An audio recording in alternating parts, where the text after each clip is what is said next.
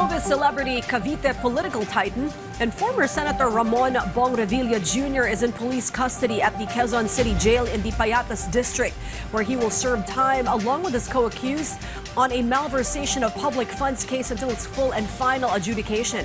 A 7-day quarantine inside a cell is mandated, after which he will join some 3,600 more convicts in general population detention as ordered by the Sandigan Bayan. Ryan Lesigues tells us more.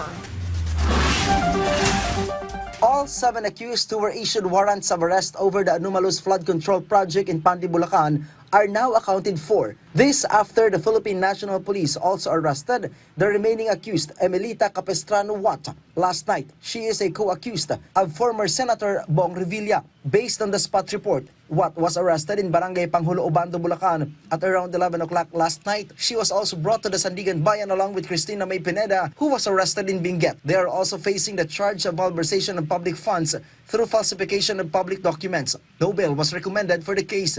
Meanwhile, DILG Secretary John Vic Rimulya strongly maintained there was no special treatment in the arrest of former Senator Bong Revilla, who is accused in the flood control scandal.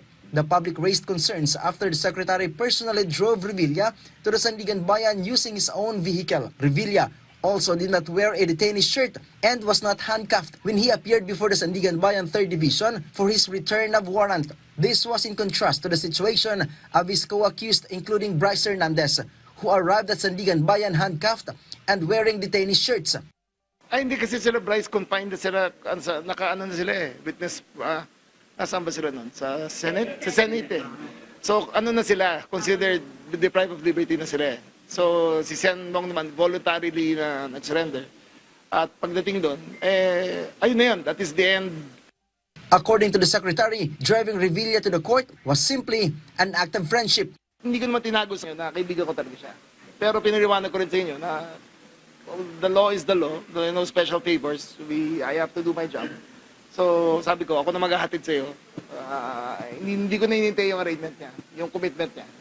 Kasi kung ando doon ako sa commitment or baka akalaan ng tao na I'm manipulating things. The Secretary also said his detention at the new Quezon City Jail cannot be considered special treatment. The Secretary further stressed that President Ferdinand Marcos Jr. has given strict instructions for authorities to be fair to all detainees. Ryan Lesigues from the National TV Network for a new and better Philippines.